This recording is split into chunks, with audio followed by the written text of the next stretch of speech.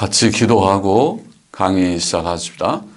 하나님 아버지 감사합니다. 부족한 종이 시간도 조직신학 강의를 계속하고자 합니다.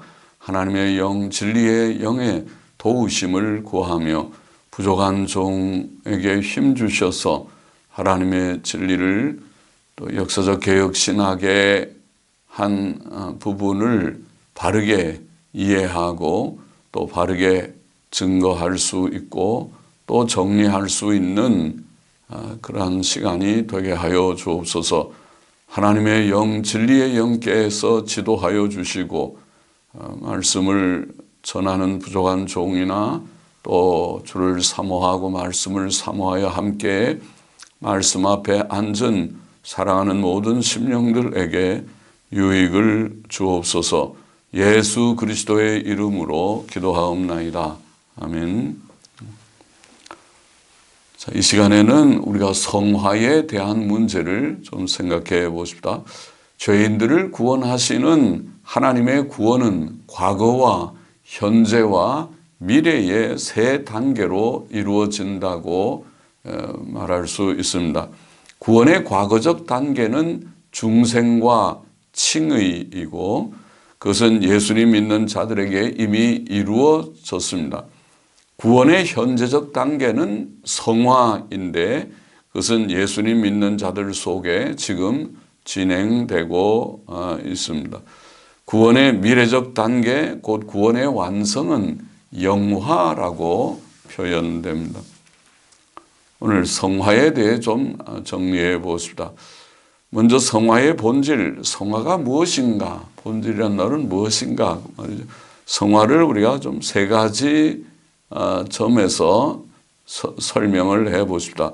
첫째로 성화는 우선 우리가 성화를 좀 간단히 정리해 보면 성화는 예수 그리스도와 성령으로 말미암아 거듭나고 의롭다 하심을 얻은 자들, 지난 시간들에 생각한 중생과 칭의의 진리에서 말한 것과 같이 구원의 과거적인 단계인 거듭나고 의롭다 하심을 얻은 자들이 그 인격과 삶에 있어서 실제로 거룩해지는 그것을 우리가 성화라고 말할 수 있습니다. 소일이문답 35문답은 간단하게 이렇게 설명했습니다. 성화란 하나님의 값 없으신 은혜의 일인데 그것으로 우리는 하나님의 형상을 따라 전인이 새로워지고 죄에 대해 점점 더 죽고 의에 대해 살 수 있게 됩니다. 그렇게 설명했습니다. 자, 성화의 본질을 우리가 좀 세 가지로 정리해 보십시다. 첫째로 성화는 전인이 새로워지는 것, 즉 전인이라는 말은 영육 전체, 우리의 몸과 마음이 우리의 심령이 새로워지고 그것이 육체의 모든 기관들까지 주장하는 그런 우리의 지정의의 전 인격 그리고 전 생활이 죄에 대해 점점 더 죽고 의에 대해 사는 것이라고 정리할 수 있습니다. 죄는 죄책과 부패성, guilt, corruption 이 두 요소로 구성되었다고 인간론에서 우리가 말한 바가 있죠. 칭의는 우리의 죄책이 법적으로 제거되는 것이지만 성화는 칭의에 근거하여 우리의 부패성, corruption 혹은 pollution, 부패성이 실제로 극복되는 과정입니다. 또 칭의는 객관적 사건이지만 하나님의 법정에서 이루어지는 사건이다. 그렇게 설명을 했죠. 근데 성화는 우리 내면적, 주관적, 내면적 사건입니다. 성화는 사람의 인격과 삶의 실제적 변화입니다. 그것은 예수 그리스도께서 이미 십자가 위에서 이루시고 성령께서 적용하신 법적 의를 성도들이 인격과 삶에서 실제로 나타내는 것이라고 말할 수 있습니다. 성도들은 법적으로는 이미 의롭다 하심을 받았고 거룩해졌습니다. 그러므로 그들은 실제적으로도 의롭고 거룩하고 선한 삶을 살아야 합니다. 데살로니가전서 5장 23절 평강의 하나님께서 친히 너희로 온전히 거룩하게 하시고 또 너희 온 영과 혼과 몸이 우리 주 예수 그리스도 강림하실 때에 흠없게 보존되기를 원하노라. 법적인 의는 이미 우리가 받았지만은 실제로 온전한 거룩함, 인격, 거룩한 삶을 살게 되어 영육의 거룩한 삶을 살아야 할 것이다. 둘째로 성화는 하나님의 형상의 회복이라고 설명할 수 있습니다. 하나님의 형상의 중요한 내용은 지식과 도덕성입니다. 사람은 범죄함으로 하나님의 형상을 잃어버렸었습니다. 크게 손상되었습니다. 그러나 그는 구원을 통해 그것을 회복하는 것입니다. 사람에게 있어서 평생 성화의 정도는 그렇게 크지 않은 듯 하지만은 그래서 세월을 오래 신앙생활을 해도 여전히 부족함이 있어 보이지만은 지식과 깨달음의 차원에서 그것은 상당히 성화는 상당히 진전됩니다. 성도들은 평생 성화 과정을 통해 무엇보다 자신의 죄성과 무능함 그리고 하나님의 크신 은혜와 긍휼을 깨닫습니다. 물론 그는 그것과 함께 거룩함과 의로움, 선함과 사랑과 진실함 등의 도덕성에 있어서도 상당한 열매를 맺을 것입니다. 인격과 삶이 조금씩 나아질 것입니다. 성화는 거룩한 형상을 담는 하나님의 거룩한 형상을 담는 것입니다. 하나님의 형상의 회복입니다. 레위기 11장 45절에 보면 내가 거룩하니 너희도 거룩할지어다. 거룩하신 하나님을 닮아서 거룩합니다.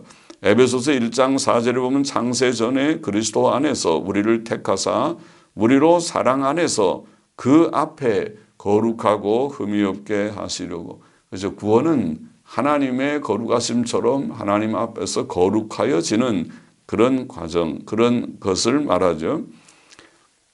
골로새서 3장 10절에 보면 새 사람을 입었으니 이는 자기를 창조하신 자의 형상을 조차 지식에까지 새롭게 하심을 받는 자니라. 지식에까지. 지식이 새로워지는 것이 성화의 내용이다. 에베소서 4장 22절 24절에 보면은 곧 옛 생활 방식에 관하여 너희가 유혹의 욕심을 따라 썩어져 가는 옛사람을 벗어버리고 오직 심령으로 새롭게 되어 하나님을 따라 참된 의와 거룩으로 지으심을 받은 새 사람을 입으라. 그러니까 옛 사람을 벗어버리고 새 사람을 입는 것, 그것이 사실은 중생인데, 그런데 하나님을 따라 의와 거룩으로 지으심을 받은 새 사람이다. 그렇습니다. 그것이 성화의 그런 어떤 과정에서 볼 수 있는 그런 일이죠. 하나님의 형상을 회복하는 것입니다. 데살로니가전서 4장 3절에 보면 하나님의 뜻은 이것이니 너희의 거룩함이라.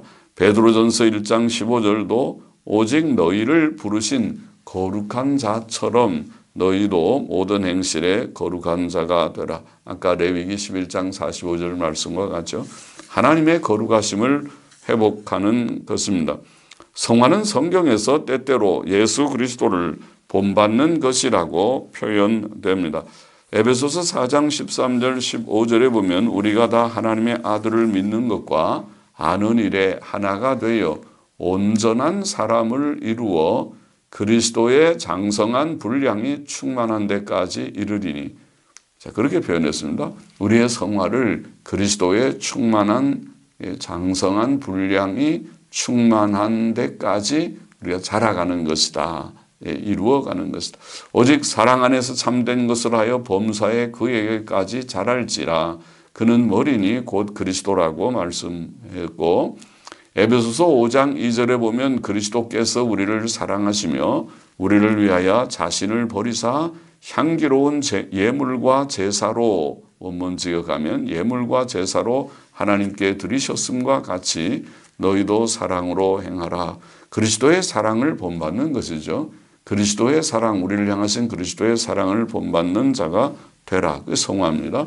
골로새서 3장 13절도 피차 용서하되 그리스도께서 너희를 용서하신 것과 같이 너희도 그리하라. 그것이 성화의 과정이죠. 베드로전서 2장 21절도 그리스도도 우리를 위하여 고난을 받으사 우리에게 본을 끼쳐 그 자취를 따라오게 하려 하셨느니라. 이와 같이 성화는 하나님의 형상, 거룩한 형상의 회복, 거룩함을 담는 것이라고, 도덕성을 담는 것이라고 말할 수 있고, 예수 그리스도를 본받는 것이라고 말할 수 있습니다.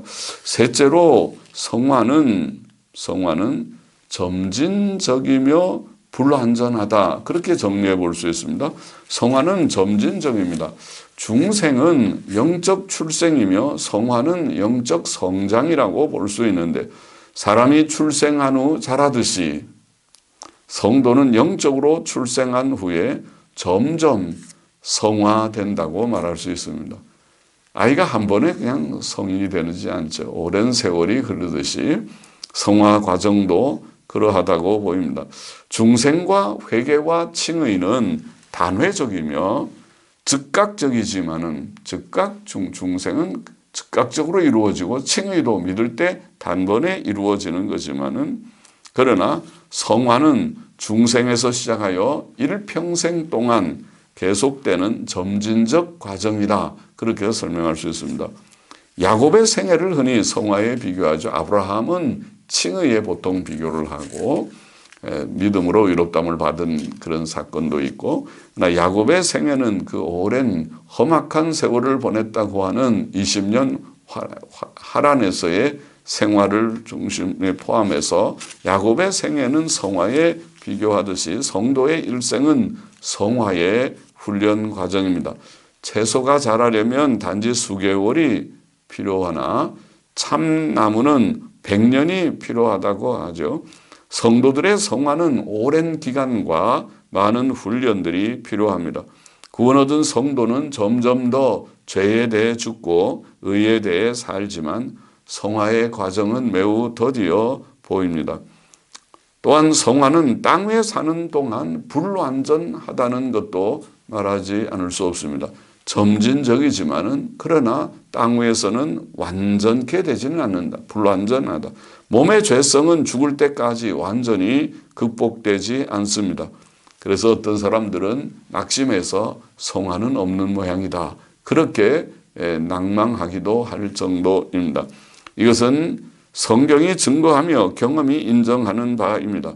그러나 감사하게도 성도의 구원은 이런 불완전한 성화에 의존하지 않고 그리스도의 완전한 단번 속죄에 의해 의존합니다.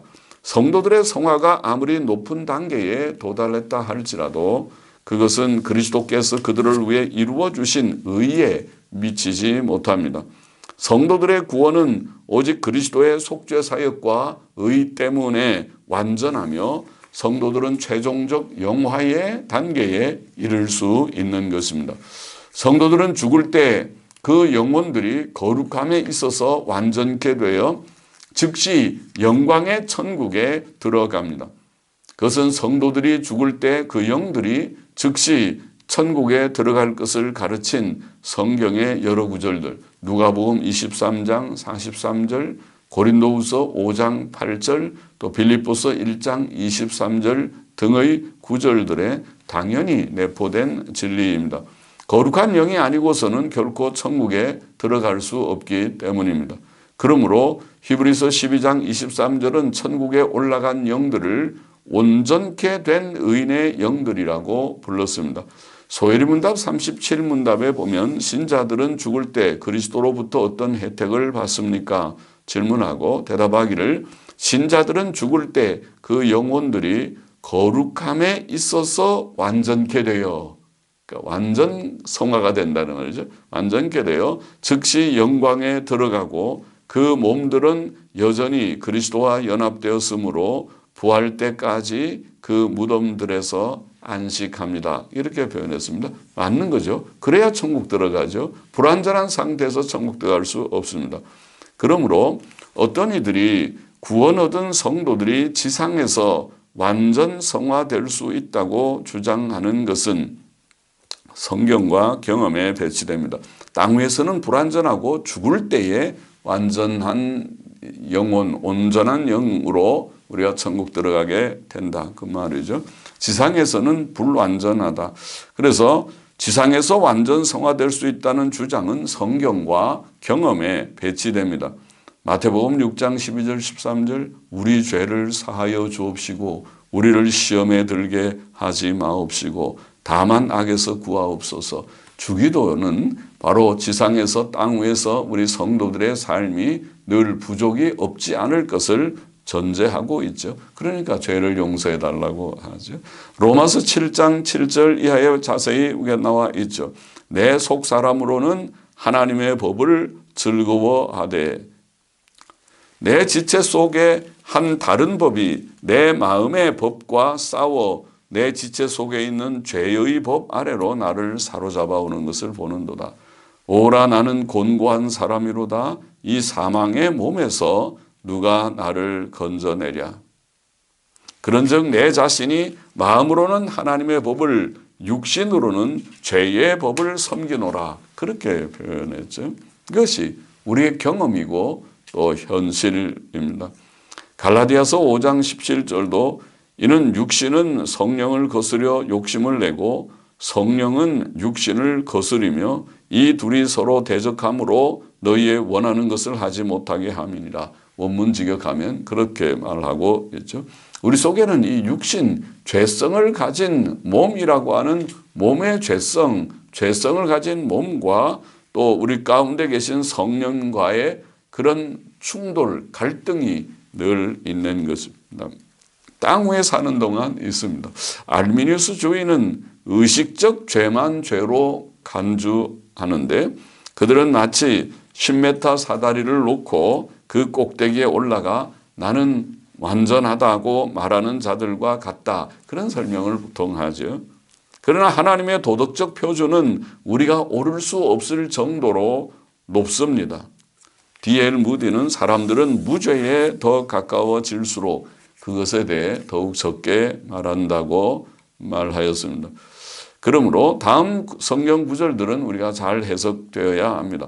마태복음 5장 48절 그러므로 하늘에 계신 너희 아버지의 온전하심과 같이 너희도 온전하라. 이 구절은 하나님의 요구하시는 바를 보일 뿐입니다. 그렇죠? 우리는 완전히 온전함이 우리의 성화의 목표라는 것을 보이는 것뿐입니다. 우리가 온전케 된다는 것을 증거하는 것은 아닙니다. 야고보서 1장 4절 인내를 온전히 이루라. 이는 너희로 온전하고 구비하여 조금도 부족함이 없게 하려 함이라. 또 고린도전서 2장 6절 그러나 우리가 온전한 자들 중에서 지혜를 말하노니. 자, 여기에 온전함, 온전하다, 온전함은 완전 무죄가 아니고 영적 성숙함을 의미하는 정도로 봐야 하겠습니다. 노아가 온전하다, 순전하다, 온전하다는 말이나 욥이 온전하다는 말도 완전 무죄자라는 뜻은 아닙니다. 요한일서 3장 6절 8절에 그 안에 거하는 자마다 범죄하지 아니하나니 범죄하는 자마다 그를 보지도 못하였고 그를 알지도 못하였느니라는 말씀 있죠. 우리가 앞에 지난번 중생 때 조금 설명했습니다. 범죄치 않는다는 말은 중생한 성도가 계속 죄 가운데 머물러 있을 수 없다. 현재형의 의미가 헬라어 현재형의 의미가 거기에 있다고 그렇게 설명한 바가 있습니다.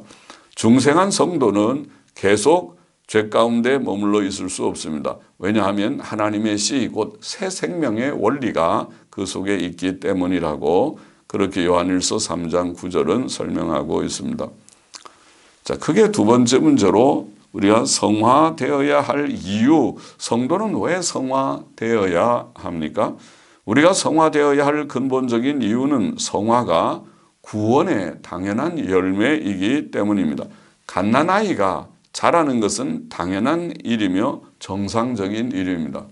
중생한 자는 자라야 되는 것입니다. 기형아가 아니라면 아기는 자라게 마련입니다. 영적으로도 비슷한 것입니다. 성화는 반드시 중생, 회개, 칭의를 따릅니다. 각 사람의 성화의 정도는 다를지라도 성화 없는 구원이란 있을 수 없습니다. 로마서 6장 22절 이제는 너희가 죄에게서 해방되고 하나님께 종이 되어 거룩함에 이르는 열매를 얻었으니 이 마지막은 영생이라. 그렇죠. 칭의함을 얻고 죄에서 자유함을 얻고 하나님께 종이 되어 거룩함에 이르는 열매를 얻는 과정을 통과하면서 영생에 이르는 것이 그것이 구원의 정로입니다. 정상적인 과정입니다. 히브리서 12장 14절에 보면 모든 사람으로 더불어 화평함과 거룩함을 좇으라. 이것이 없이는 아무도 주를 보지 못하리라.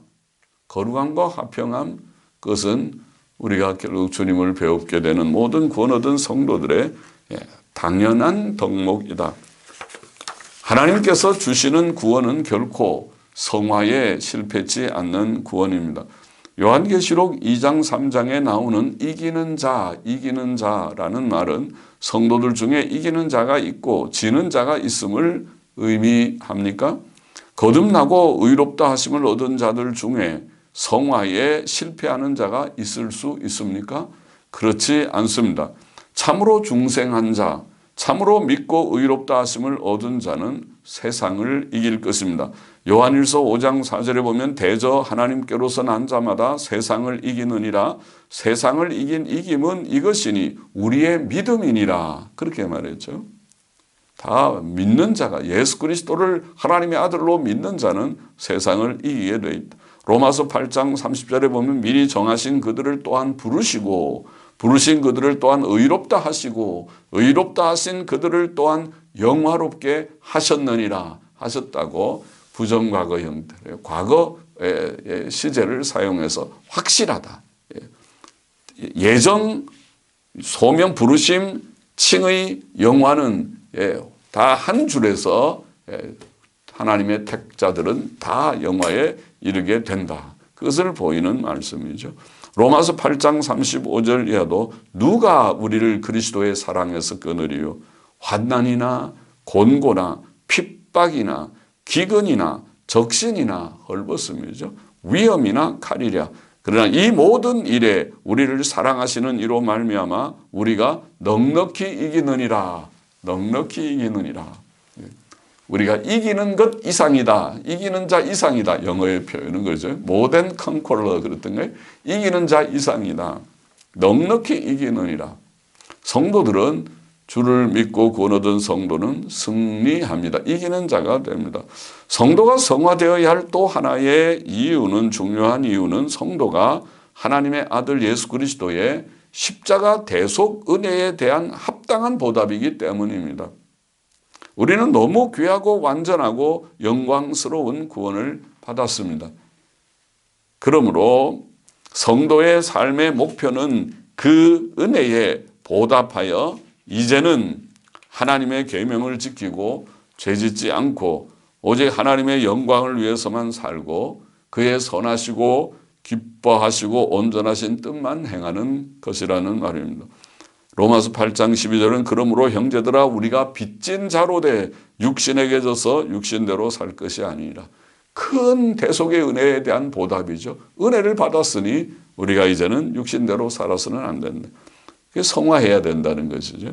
로마서 12장 1절 2절 그러므로 형제들아 내가 하나님의 모든 자비하심으로 너희를 권하노니 너희 몸을 하나님이 기뻐하시는 거룩한 산 제사로 드리라. 이는 너희의 드릴 영적 예배니라.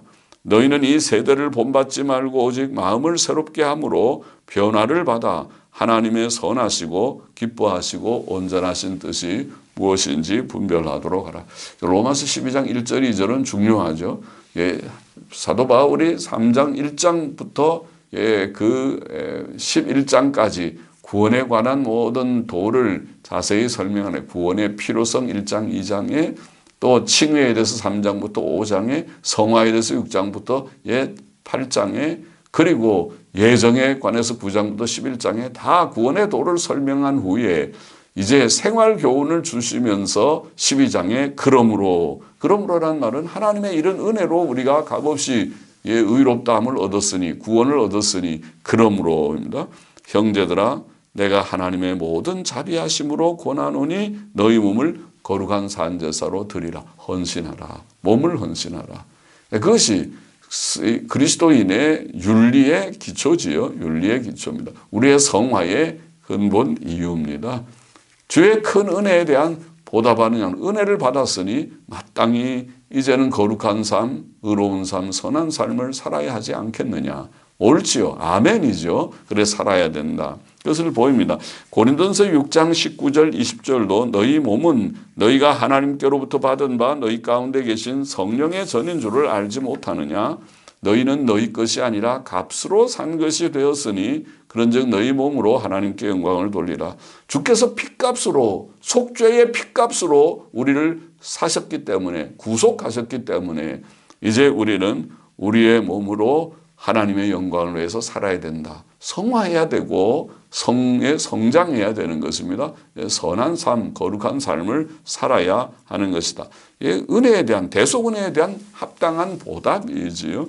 고린도후서 5장 14절 15절 놀라운 요절이죠. 그리스도의 사랑이 우리를 강권하시는도다. 우리가 생각건대 한 사람이 모든 사람을 대신하여 죽었은즉 모든 사람이 죽은 것이라. 저가 모든 사람을 대신하여 죽으심은 산 자들로 하여금 다시는 저희 자신을 위하여 살지 않고 오직 저희를 대신하여 죽었다가 다시 사신 자를 위하여 살게 하려 함이니라. 그렇게 말씀했어요. 그렇죠? 주님께서 우리를 위하여 죽으시고 다시 사심으로 우리가 구원을 얻었기 때문에 이제 우리는 주를 위하여 우리를 위하여 죽으시고 다시 사신 그분을 위하여 주 예수 그리스도를 위하여 살아야 마땅하다. 그래서 은혜, 대속은혜에 대한 마땅한 보답, 합당한 보답입니다. 성화는 구원의 당연한 열매이고 예수 그리스도의 대속은혜에 대한 보답이기 때문에 성도는 자신의 성화를 위해 분발해야 하는 것입니다. 그 다음 우리가 성화의 방법을 좀 정리해 보겠습니다. 성화의 방법은 성화는 하나님의 전적인 은혜입니다. 하나님의 전적인 은혜다. 성화도 은혜입니다. 구원은 다 하나님의 은혜입니다. 성도는 의롭다 하심을 얻었고 새 생명을 얻었습니다. 칭의는 바로 성화의 원동력입니다. 로마서 3장 24절 그리스도 안에 있는 구속으로 말미암아 하나님의 은혜로 값없이 의롭다 하심을 얻은 자 되었느니라. 칭의함을 얻었기 때문에 이제는 의를 얻었기 때문에 이 의의 그 힘 안에서 의 안에서 의의 자유 안에서 이제 성화를 이룰 수가 있다. 그래서 법적으로는 100점을 받아놨기 때문에 실제로 이제 100점답게 살려고 애쓴다. 그런 말과 같아요. 이미 100점을 법적으로 주시고 100점에 맞게 생활하라. 이 100점이 네 생활 속에 적용을 되게 하라. 나타내라. 그런 말씀과 같은 것이죠. 로마서 5장 17절에 보면 한 사람이 범죄를 인하여 한 사람의 범죄를 인하여 사망이 그 한 사람으로 말미암아 왕노릇 하였은지 아담의 범죄를 말이죠. 더욱 은혜와 그의 의의 선물을 넘치게 받는 자들이 오늘 우리들이 한 번 예수 그리스도로 말미암아 생명 안에서 왕노릇 하리로다. 은혜와 의의 칭의하는 은혜와 의의 선물을 넘치게 받은 완전한 의를 받은 우리들이니까 예수 그리스도로 말미암아 생명 안에서 이제 새 생명 안에서 의는 곧 생명이죠. 죄는 죽음이고 의와 새 생명 영생의 생명을 의와 더불어 받은 우리들이기 때문에 이게 중생이고 칭의이기 때문에 이제는 그 안에서 성화를 이루어가는 하나님의 전적인 은혜는 칭의에서부터 시작되는 것입니다. 에베소서 2장 4절 5절도 긍휼에 풍성하신 하나님이 우리를 사랑하신 그 큰 사랑을 인하여 허물로 죽은 우리를 그리스도와 함께 살리셨다. 살리셨으니까 이제 새 삶을 살죠. 또 아까 읽은 요한 1서 3장 9절 읽었던가요? 하나님께로서 난 자마다 계속 죄를 짓지 아니하나니 이는 하나님의 씨가 그의 속에 거함이요 저도 계속 범죄치 못하는 것은 하나님께로서 났습니다. 하나님의 씨, 새 생명의 씨가 우리 속에 심어져 있으니까 이제는 의와 선과 거룩을 행하게 돼 있는 것이다. 하나님의 전적인 은혜다. 성화는 삼위일체 하나님께서 친히 하시는 일입니다. 하나님께서 은혜로 하나님의 전적인 은혜고 삼위 하나님께서 친히 역사하시는 일이다. 요한복음 15장 4절에 보면 예수님이 포도나무 비유해서 이렇게 말씀하셨습니다. 내 안에 거하라.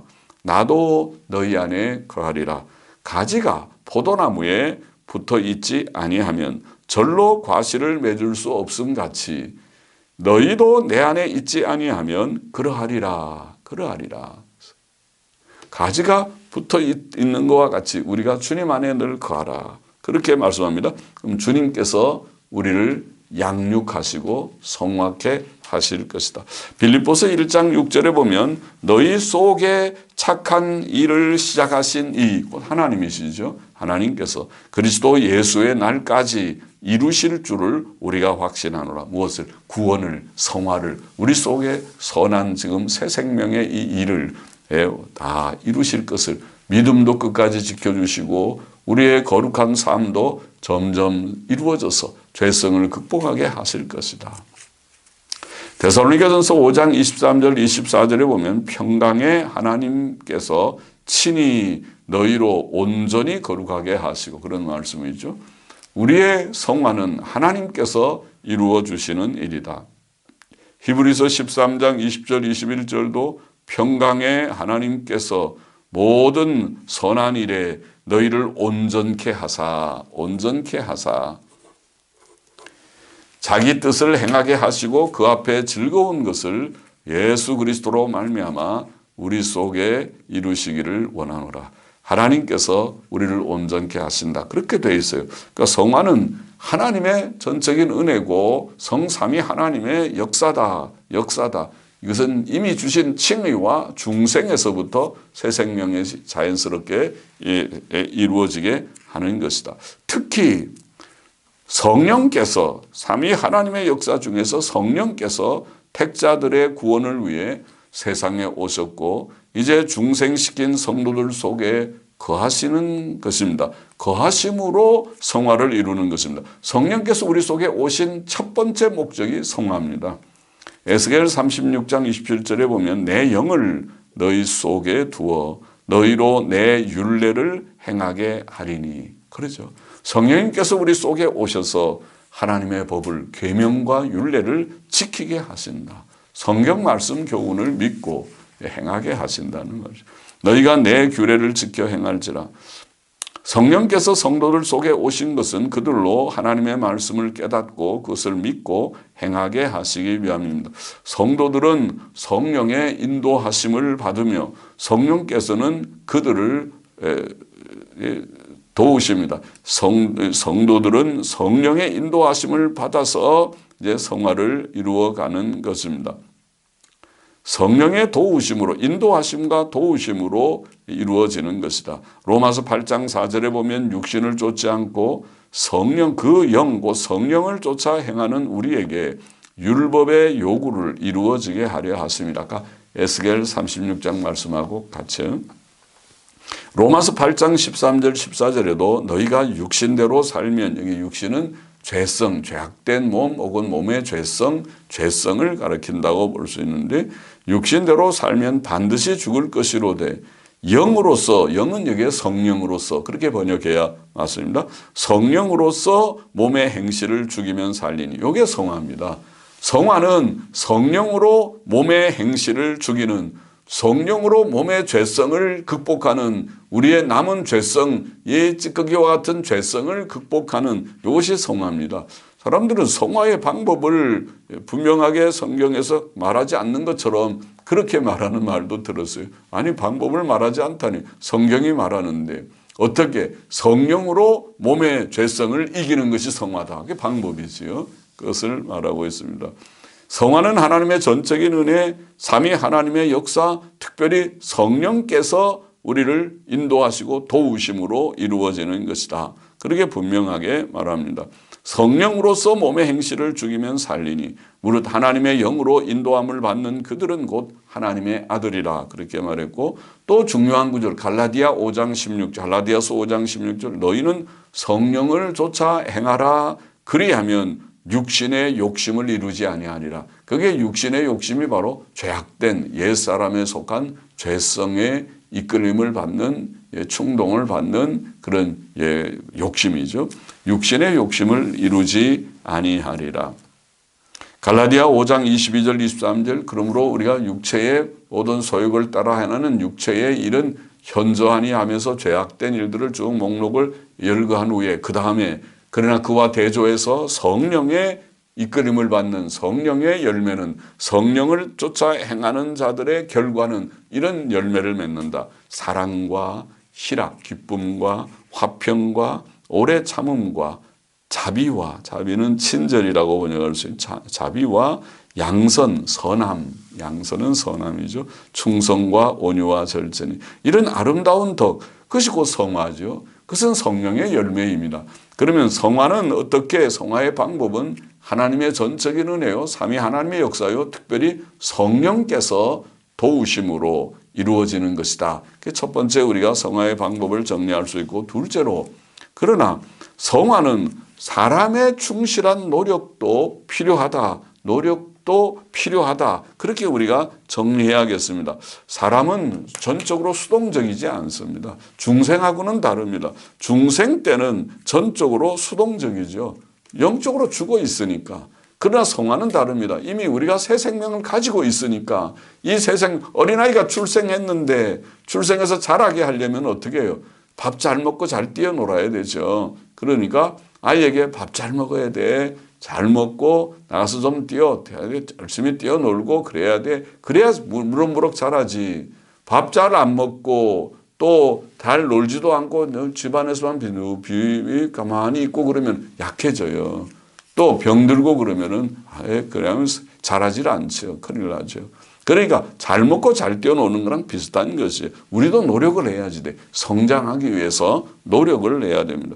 성화는 하나님의 은혜이며 우리의 선행의 능력은 우리 안에 계시는 성령께로부터 나오지만 하나님께서는 성도를 인격적 존재로 취급하십니다. 기계가 아닙니다. 가만히 있어도 그냥 막 자라게 하는 것이 아니라 인격적으로 우리도 능동적, 자발적, 협력적 노력을 하라고 하시는 것입니다. 성화에서는 사람이 능동적이고 자발적이고 협력적이어야 합니다.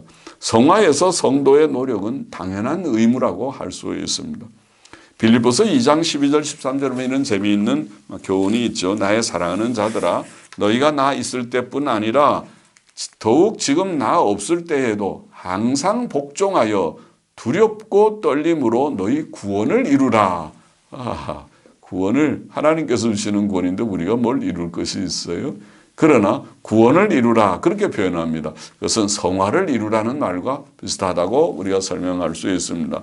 그렇죠. 구원을 이루라. 구원은 하나님께서 주시는 거지만은 우리 편에서도 성화만큼은 우리도 두렵고 떨림으로 항상 복종하여 두렵고 떨림으로 너희 구원을 이루라. 너희 안에 행하시는 이는 하나님이시니 놀라운 말씀이죠. 이미 하나님께서 성령님께서 우리 가운데 계시기 때문에 우리 안에 우리 안에서 행하시는 이는 하나님이시니 자기의 기쁘신 뜻을 위하여 너희로 소원을 두고 행하게 하시느니라. 할렐루야 합니다. 그래서 성화입니다. 이미 성령님 우리 가운데 계셔서 선한 소원, 선한 깨달음 주고 악한 것은 하지마. 예. 거룩하게 의롭고 선하게 정정당당하게 선하게 살아라고 우리 속에 소원을 주시고 역사하시는 것입니다. 매튜 풀은 이 구절을 다음과 같이 해석했습니다. 우리는 구원에 있어서 게으르지 말고 하나님과 함께 일함으로써 그의 은혜를 헛되이 받지 않는다는 것을 증거해야 한다. 그러나 이런 협력은 구원의 공로가 되는 것이 아니고 단지 주께서 이루신 것을 적용하는 것이며 구원의 원인이나 근거가 아니고 우리가 구원에 참여하는 과정과 수단일 뿐이다. 그렇게 잘 설명했어요. 옳죠? 우리가 행위로 구원받는다는 말이 아니라 행위 없이 구원받지 않는다는 말입니다. 행함은 구원의 당연한 하나의 과정, 수단이라 하나님께서 역사하심으로 성화를 잘 이루다가 우리가 영생에 이르게 되는 것입니다. 구원에 참여하는 과정과 수단일 뿐이다. 그렇게 매튜 풀은 잘 말했습니다. 로마서 6장 12절 13절 다시 보면 그러므로 너희는 죄로 너희 죽을 몸에 왕노릇하지 못하게 하여 몸의 사욕을 순종치 말고 또한 너희 지체를 불의의 도구로 죄에게 드리지 말고 오직 너희 자신을 죽은 자 가운데서 다시 산 자같이 하나님께 드리며 너희 지체를 의의 도구로 하나님께 드리라. 그렇죠. 6장부터 로마서 6장부터 8장까지의 성화를 가르치면서 성화에 대해서 설명하면서 우리의 행위도 많이 강조하는 것입니다. 성화는 우리가 노력하고 또 이렇게 애써야 되는 것이 있다는 말이에요. 그래서 우리가 우리의 몸의 사욕에 순종치 말고 우리가 하나님 앞에 우리 자신을 늘 드리고 의의 도구로 하나님께 드리는 우리가 되어야 하는 것입니다. 로마서 6장 19절에 보면 너희 육신이 연약함으로 내가 사람의 예대로 말하노니 이제는 너희 지체를 의에게 종으로 드려, 거기도 그랬어요. 의에게 종으로 드려 거룩함에 이르라. 의에게 종으로 드려. 전에는 죄의 종이었으면 이제는 내가 의만 행하리라. 의가 뭡니까? 계명 순종이 의니까 계명 순종하리라. 즐거이 하나님의 말씀대로 살아보리라. 그렇게 하라는 것입니다. 로마서 8장 13절도 너희가 육신대로 살면 반드시 죽을 것이로되. 육신은 아까 죄성이라고 그랬죠. 몸의 죄성, 죄악된 몸에 이끌리는 대로, 죄성에 이끌리는 대로 살면 반드시 죽을 것이로되 성령으로 몸의 행실을 죽이면 살리니. 이거 성화의 방법이라고 그랬죠. 성령으로 몸의 행실을 죽이면 살리니. 고린도후서 7장 1절도 사랑하는 자들아 이 약속을 가진 우리가 하나님을 두려워하는 가운데서 거룩함을 온전히 이루어 하나님을 두려워하면서 거룩함을 온전히 이루어 육과 영의 온갖 더러운 것에서 자신을 깨끗하게 하자. 그렇게 말했습니다. 성화는 좀 적극적인 노력이 필요한 것입니다. 우리가 거룩함을 온전히 이루고 육과 영의 온갖 더러운 것에서 우리를 깨끗하기 위하여 힘써야 되는 것입니다. 데살로니가 전서 4장 1절로 3절에 그런 말씀 특별히죠. 너희가 마땅히 어떻게 행하며 하나님께 기쁘시게 할 것을 우리에게 받았으니 더욱 많이 힘쓰라. 아멘입니다. 우리가 힘쓰면 그거는 꼭 마치 행위주의처럼 생각하면 안 돼요. 더욱 많이 힘쓰라. 우리가 하나님의 은혜를 받은 사람들, 성화만큼은 중생은 우리가 내가 힘써서 중생할 수 없어요. 하나님의 은혜로 되지만은 전적으로 하나님의 단독 사역이지만은 성화만큼은 하나님의 전적인 은혜이지만 우리도 힘쓰라고 강조하고 있어요. 우리도 힘쓰라. 하나님의 뜻은 이것이니 너희의 거룩함이라 그랬고 베드로후서 1장 5절 이하도 분명히 강조해서 교훈했죠. 이러므로 너희가 더욱 힘써. 그러니까 데살로니가전서 4장에도 또 베드로후서 1장에도 더욱 힘써, 더욱 많이 힘쓰라고 되어 있어요. 너희 믿음의 덕의 지식을, 지식의 절제를, 믿음이 있어도 덕이 없는 사람 되지 않도록 덕스럽게. 덕은 건설적인 거죠. 남의 유익을 끼치는 자죠. 또 덕의 지식도 좀 가지고 성경 열심히 연구하고 읽고, 그래서 진리의 교리 지식이 좀 분명하고 그렇게 되고, 지식의 절제심도 있고, 절제의 인내심도 있고, 인내의 경건의 형제우애하고, 형제우애의 사랑을 공급하라. 사랑의 덕을, 행위의 문제가 아니고 형제를 서로 사이좋게 지내고 사랑하고. 그러므로 형제들아 더욱 힘써, 또 말하기를 10절에 더욱 힘써 너희 부르심과 택하심을 굳게 하라. 그래 말했습니다. 베드로후서에는 더욱 힘쓰란 말 2번이나 했어요. 그리고 그러니까 우리가 성화의 지금 방법 문제는 하나님의 전적인 은혜고 성령의 도우심으로 되는 게 첫째지만은 사람의 충실한 노력도 필요하다. 더욱 힘쓰라고 가르치고 있다. 그것을 지금 정리해보고, 하나님께서 세 번째로 성화의 수단들을 몇 개 주셨는데, 성화의 수단들, 첫째는 말씀, 하나님의 말씀과 성경 말씀과, 두 번째는 성례와, 세 번째는 기도와, 그리고 네 번째 좀 하나 더 첨가한다면 하나님의 섭리적 지도라고 할지, 섭리적 훈련과 지도가 있습니다. 성화의 가장 중요한 수단은 하나님의 말씀, 곧 성경 말씀입니다. 골로새서 1장 28절 29절에 보면 우리가 그를 전파하여 각 사람을 권하고 모든 지혜로 각 사람을 가르침은 각 사람을 그리스도 안에서 완전한 자로 세우려 함이니, 말씀 가르친다 그랬어요. 완전케 하기 위하여 사도 바울도 하나님 말씀으로 열심히 가르쳤다 그랬어요. 오늘 우리가 성경 열심히 읽어야 돼요. 사실 하나님께서 우리에게 성경을 주신 목적이 바로 여기에 있습니다. 우리의 온전함, 성화를 위해서, 온전함을 위해서. 디모데후서 3장 16절 17절에 우리가 잘 아는 요절에 말하지 않았습니까? 모든 성경은 하나님의 감동으로 된 것으로 교훈과 책망과 바르게 함과 의로 교육하기에 유익하니 이는 하나님의 사람으로 온전케 하며, 온전이라는 말을 했어요. 모든 선한 일을 행하기에 온전케 하려 함이니라.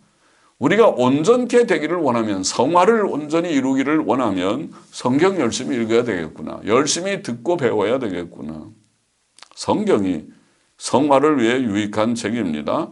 또 성화의 또 하나의 수단은 성례입니다.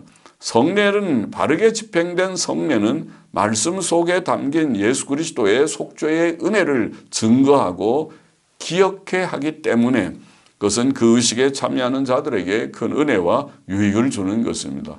그렇죠. 십자가의 속죄의 은혜를 묵상케 되는 것입니다. 또 성화의 또 하나의 수단은 기도입니다. 기도는 하나님께 영적 도움과 능력을 받을 수 있는 수단이 아닙니까? 성도는 하나님 아버지께 무엇이든지 구할 수 있는 특권을 부여받았습니다.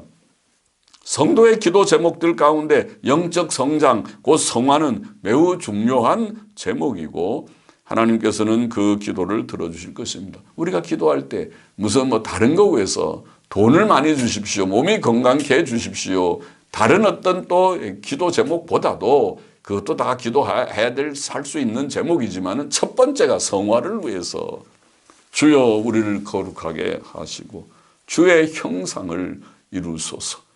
주의 형상이 나의 인격과 삶 속에 이루어지게 하소서. 예수님 잘 믿는 거룩한 성도가 되게 하옵소서. 그렇게 기도해야 됩니다. 또 그 외에도 하나님의 여러 가지 섭리적 훈련과 지도는 성도의 성화를 위한 수단이라고 하겠습니다. 직업 현장에서의 훈련, 그렇죠? 또 우리의 삶 속에서 때때로 몸이 아프기도 하고 어떤 때는 좀 건강하기도 하고 또 경제적으로 좀 어려움이 오기도 하고 또 어떤 때는 유효하기도 하고 이런 여러 우여곡절이라고 할지 인간의 삶의 굴곡이라고 할지 그런 것들이 다 있어요. 맑은 날이 있고 흐린 날이 있는 것입니다. 시험도 있고 유혹도 있고 또 실패도 있고 다시 또 회개하고 일어남도 있고 고난도 있고 그런 것입니다. 그런 것들은 다 성도를 겸손케 하고 거룩케 하는 수단들이라고 할 수 있어요. 그러니까 우리가 고난의 유익을 보통 말할 때 고난의 유익은 믿음 있게 하고 겸손케 하고 성결케 하는 것이다. 그런 말을 하는데 그렇습니다. 그래서 고난을 통해서 이것이 다 섭리적인 훈련이며 지도입니다. 그를 통해서 성화를 이룬다. 유명한 우리가 시편 119편 67절이나 71절인가요? 그 말씀을 알죠. 고난당하기 전에는 내가 그릇 행하였더니 이제는 주의 말씀을 지키나이다. 고난당하는 것이 내게 유익이라. 이제는 주의 율례를 배우게 되었나이다고 말씀하죠. 고난이 유익하다. 거룩함의 성화를 위해서 유익하다. 또 베드로전서 1장 7절도 너희 믿음의 시련이 불로 연단하여도 없어질 금보다 더 귀하여 예수 그리스도에 나타나실 때에 칭찬과 영광과 존귀를 얻게 하려 함이라. 그런 말씀이 있고 또 유명한 우리가 로마서 8장 28절의 말씀도 그렇죠. 모든 하나님께서 모든 일을 합력하여 선을 이루신다는 그 선은 첫째가 성화를 이루십니다. 성도들은 이런 수단들을 잘 사용함으로써 영적으로 점점 더 자라며 거룩해져야 합니다. 자, 성화와 상에 대한 문제를 조금 우리가 정리해 보십시다. 선행은 구원의 목표이며 성화의 열매라고 할 수 있죠. 에베소서 2장 10절에 보면 우리는 그의 만드신 바라 그리스도 예수 안에서 선한 일을 위하여 지으심을 받은 자니 이 일은 하나님이 전에 예비하사 우리로 그 가운데서 행하게 하려 하심이니라. 하나님께서 우리를 구원하신 것은, 새 창조하신 것은 선한 일을 위하여 하신 것이다. 디도서 2장 14절도 그가 우리를 대신하여 자신을 주심은 모든 불법에서 우리를 구속하시고 우리를 깨끗하게 하사 선한 일에 열심하는 친백성이 되게 하려 하심이라. 요절이죠. 다 잘 아는 말씀이죠. 그래서 우리가 선한 일들, 우리 구원을 받은 즉 우리가 선한 일을 하게 돼. 그게 바로 성화의 열매입니다. 요한복음 15장 5절 나는 포도나무요 너희는 가지니 저가 내 안에 내가 저 안에 있으면 이 사람은 과실을 많이 맺나니 나를 떠나서는 너희가 아무것도 할 수 없습니다. 그 과실도 바로 성화의 열매고, 아까 인용한 로마서 6장 22절에 이제는 너희가 죄에게서 해방되어 하나님께 종이 되어 거룩함에 이르는 열매를 얻었으니 이 마지막은 영생이라. 때 그것도 열매죠. 선한 열매고, 갈라디아 5장의 성령의 열매도 바로 선한 열매입니다. 그런데 이런 선한 열매, 선행이라고 할 수 있는 선한 행위, 선한 열매에 대해서 성경은 상을 주겠다. 하나님께서 선행의 상에 대해서 많이 말하는 것입니다. 예수께서는 상에 대해 자주 말씀하셨죠. 마태복음 6장에 보면 너는 구제할 때에 오른손에 하는 것을 왼손이 모르게 하여 내 구제함이 은밀하게 하라. 은밀한 중에 보시는 너희 아버지가 드러나게 갚으시리라. 전통본문에는 하나님이 갚으신다. 우리는 구제했는데 하나님께서는 그 구제에 대해서 갚아주신다. 마태복음 10장 41절 42절에 보면 선지자의 이름으로 선지자를 영접하는 자는 선지자의 상을 받을 것이요. 의인의 이름으로 의인을 영접하는 자는 의인의 상을 받을 것이요. 또 누구든지 제자의 이름으로 이 소자 중 하나에게 냉수 한 그릇이라도 주는 자는 내가 진실로 너에게 이르노니 그 사람이 결단코 상을 잃지 아니하리라. 아니하리라. 그렇게 말씀합니다. 상을 말씀을 하고 있습니다. 상은 선행과 봉사의 정도에 따라 각각 다를 것입니다. 상의 차등이라고 할 수 있죠. 다니엘 12장 3절에 보면 지혜 있는 자는 궁창의 빛과 같이 빛날 것이요. 많은 사람을 옳은 대로 돌아오게 한 자는 별과 같이 영원토록 비추리라. 그런 말씀이죠. 그러니까 참 선한 일을 한 자를 하나님께서는 궁창의 빛과 같이, 하늘의 빛과 같이, 또 밤의 별들과 같이 그들을 비추게 하실 것이다. 마태복음 5장 11절 12절에 보면은 나를 인하여 너희를 욕하고 핍박하고 거짓으로 너희를 거슬러 모든 악한 말을 할 때에는 너희에게 복이 있나니 기뻐하고 즐거워하라. 하늘에서 너희의 상이 크민이라. 그런 말씀이에요. 크다. 그러면 작은 상도 있고 큰 상도 있다는 뜻이니까 이렇게 핍박을 받는 자들, 너희 전에 있던 선지자들을 이같이 핍박하였느니라. 핍박받는 자들은 하늘에서 상이 크다. 그렇게 말씀하셨어요. 누가복음 19장의 문화 비유를 아시죠? 10문화의 비유, 10명에게 한 문화씩 다 나누어주고 나중에 주인이 돌아와서 계산을 하지 않습니까? 그 첫째가 나와 가로되 주여 주의 한 문화로 10문화를 남겼나이다. 한 문화씩 다 나눠 받았는데 첫 번째 종이 나와서 이것으로 내가 장사를 잘해서 10문화나 내가 남겼습니다. 이익을 아주 많이 남겼어요. 장사 잘했어요. 그 주인이 이르되 잘하였도다. 착한 종이여 네가 지극히 작은 것에 충성하였으니 10고을 권세를 차지하라. 그런 말씀이세요. 와, 상이 다르군요. 10문화를 남겼더니 10고을 권세를 주셨다. 마태복음 16장 27절에 보면 인자가 아버지의 영광으로 그 천사들과 함께 오리니 그때에 각 사람의 행한 대로 갚으리라. 그렇게 말씀하셨어요. 그러니까 갚을 때 하나님께서 딱 행한 대로 많이 잘 행했으면 선행이 많으면 많이 상을 주고 적으면 적게 준다는 말씀이죠. 마태복음 25장에 달란트 비유라는 것도 아시죠? 오랜 후에 그 종들의 주인이 돌아와 저희와 회개할세. 나중에 결산한다는 말이죠. 5달란트 받았던 자는 5달란트를 더 가지고 와서 가로되 주여 내게 5달란트를 주셨는데 보소서 내가 또 5달란트를 남겼나이다. 그 주인이 이르되 잘하였도다. 잘하였도다. 착하고 충성된 종아. 내가 작은 일에 충성하였으니 내가 많은 것으로 내게 맡기리니 내 주인의 즐거움에 참여할지어다. 그렇게 말한다는 거죠. 그러니까 칭찬을 듣는 그런 자들이 된다. 요한계시록 22장 12절도 보라 내가 속히 오리니 내가 줄 상이 내게 있어 각 사람에게 그의 일한 대로 갚아주리라. 특히 복음을 위해 수고하는 자들에게 각각 수고하고 충성한 만큼의 상이 약속되어 있습니다. 고린도전서 3장에 보면 그렇죠. 3장 8절 14절에 심는 이와 물 주는 이가 일반이나 각각 자기의 일하는 대로 자기의 상을 받으리라. 일한 만큼 상을 받는다. 만일 누구든지 그 위에 세운 공력이 그대로 있으면 상을 받고 14절에는 그렇게 말씀했습니다. 특별히 고린도전서 3장 12절로 15절의 말씀은 종종 잘못 해석되는 것 같습니다. 만일 누구든지 금이나 은이나 보석이나 나무나 풀이나 지푸로 이 터 위에 세우면 각각 공력이 나타날 터인데 그 날이 공력을 밝히리니 여기에 공력이라는 말은 일한 바 혹은 성과 이런 뜻입니다. 일한 바쯤 하면 괜찮을 것 같으네요.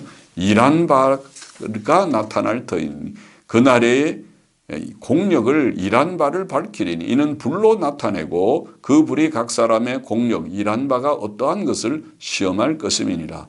만일 누구든지 그 위에 세운 공력이 그대로 있으면 상을 받고 누구든지 공력이 불타면 해를 받으리니 그러나 자기는 구원을 얻되 불 가운데서 얻은 것 같으리라. 자, 이 말씀은 일반 성도의 성화에 대해 말하는 것이 아니고 목사의 사역에 대해 말하는 그런 것이죠. 금과 은과 보석은 바른 성경적 교훈을 말하고 나무나 풀이나 짚은 그릇된 인간적 교훈을 말합니다. 이 말씀의 요지는 목사가 바른 교훈으로 사역하면 금과 은과 보석과 같은 하나님의 바른 말씀으로 사역하면 마지막 날 상을 받을 것이다. 왜냐하면 성도들이 잘 양육되고 환난 중에서도 변절하지 않고 실패하지 않고 잘 믿음 생활하니까 나중에 하나님 앞에 설 때 칭찬받게 되죠.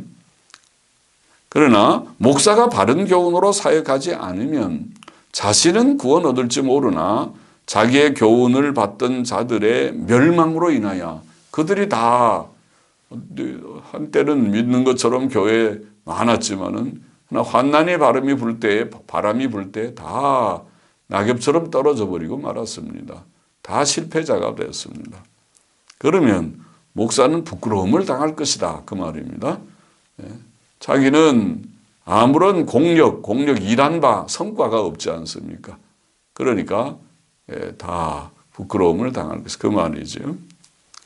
상은 각각 다를 것이다. 그러나 우리가 마지막 생각할 것은 이 상도 우리의 공로가 아니라는 것도 알아야 하겠습니다. 왜냐하면 성화는 하나님의 은혜이고 우리의 선행은 예수 그리스도의 대속과 성령의 활동으로 말미암은 것이기 때문입니다.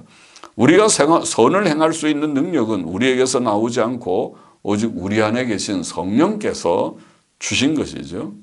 그러므로 포도나무 비유에서 주께서는 너희는 가지니 저가 내 안에 내가 저 안에 있으면 이 사람은 과실을 많이 맺나니 나를 떠나서는 너희가 아무것도 할 수 없음이라고 말씀하셨습니다. 또 사도 바울은 주를 위해 많은 고난을 받았고 또 역사상 아마 가장 귀하게 쓰임받은 종이었지만 나의 나된 것은 하나님의 은혜로 된 것이라 고린도전서 15장 10절에 그렇게 말을 했죠. 또 사도 요한이 본 천국의 환상 중에 24 장로들은 보좌에 앉으신 영원하신 하나님께 경배하고 자기들의 면류관을 벗어서 보좌 앞에 던지면서 우리 주 하나님이여 영광과 존귀와 능력을 받으시는 것이 합당하오니 주께서 만물을 지으신지라 만물이 주의 뜻대로 있었고 또 지으심을 받았나이다 라고 말했던 것입니다. 계시록 4장에 나와 있는 말씀이죠. 더욱이 우리의 선행이 하나님께 상을 받을 만한 공로가 되지 못하는 까닭은 그것이 하나님의 도덕적 기준에 비춰볼 때 여전히 부족하고 불완전하기 때문입니다. 우리의 의는 여전히 예수님의 보혈 공로밖에 없습니다. 나의 의는 이것뿐 예수의 피밖에 없네라는 찬송가 가사와 같습니다. 그러므로 웨스민스터 신앙고백 16장 4절은 그들의 순종에 있어서 이 세상에서 가능한 최고의 경지에 이른 자들이라도 공로를 쌓고 하나님께서 요구하시는 것 이상을 할 수 있기는커녕 그들이 의무상 해야 할 만큼에도 미치지 못한다고 바르게 진술을 하였습니다. 바른 진술이죠.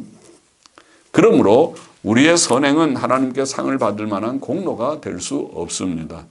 하나님께서 주실 상도 그의 은혜입니다. 상을 주시지만은, 상을 말씀하시지만은 모든 게 하나님의 은혜입니다고 우리는 고백해야 될 것입니다. 누가복음 17장 10절에 보면 그런 말씀이 있죠. 우리는 하나님의 명령 받은 것을 다 행한 후에도 우리는 무익한 종이라 우리의 하여야 할 일을 한 것뿐이라고 말해야 마땅하다. 그런 말씀이죠. 그렇게 해야, 그렇게 고백해야 할 것입니다. 오늘 내용을 빠르게 정리해 보겠습니다. 성화, 거룩해짐이라는 성화는 거듭나고 의롭다 하심을 얻은 자들이 그 인격과 삶에 있어서 실제로 거룩해지는 것이라고 말할 수 있는데 그것은 전인의 실제적 변화, 영육 전인의 실제적 변화이며 하나님의 형상의 회복입니다. 또 그것은 점진적이며 땅 위에 사는 동안 불완전하다. 그렇게 우리가 정리했고 성도들이 성화되어야 할 이유는 성화가 구원의 당연한 열매이기 때문이고 출생했으면 자라야 되죠. 당연한 열매고 거듭난 또 성화는 예수 그리스도의 대속 은혜에 대한 합당한 보답이기 때문에 구속의 은혜를 받은 자는 마땅히 성화해야 한다. 그런 말씀입니다. 또 성화는 우리가 성화의 방법을 말하면서 성화는 하나님의 전적인 은혜이고 성령의 도우심으로 이루어진다 그랬고 그러나 우리도 성화를 위해 힘써야 할 것이다. 새 생명을 가진 자마다 거룩을 위해서 더욱 힘써야 하겠습니다. 저와 여러분 우리가 더 성화를 위해서 힘쓰십시다. 또 하나님께서는 우리의 성화를 위해 몇 가지 수단을 주셨는데 첫째 성경 말씀, 두 번째 성례, 그리고 세 번째 기도, 네 번째 섭리적 훈련과 지도 그런 수단을 주셨으니까 열심히 성경 읽고 또 늘 성례식을 통해서 성찬식을 통해서 십자가의 은혜를 묵상하고 또 하나님께 기도 많이 하고 또 하나님의 섭리적 훈련을 잘 받아서 성화를 이루어가는 우리가 되어야겠고 선행은 성화의 열매고 거기에 상이 약속되어 있다. 그런 말씀도 우리가 또 덧붙여 생각했습니다. 상은 선행과 봉사의 정도에 따라 다를 것이지만은 그러나 그것도 하나님의 은혜다. 그것도 하나님의 은혜다. 그렇게 정리했습니다. 오늘은 끝까지 강의를 하십니다. 기도하십니다. 하나님 감사합니다. 이렇게 긴 시간 또 성화에 대해서 좀 정리했습니다.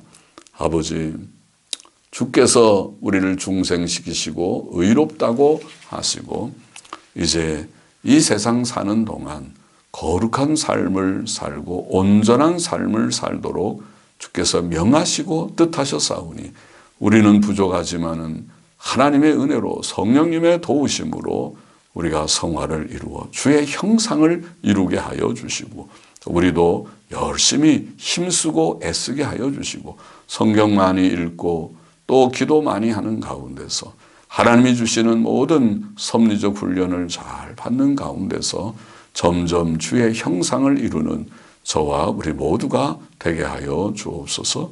감사하며 예수 그리스도의 이름으로 기도하옵나이다. 아멘.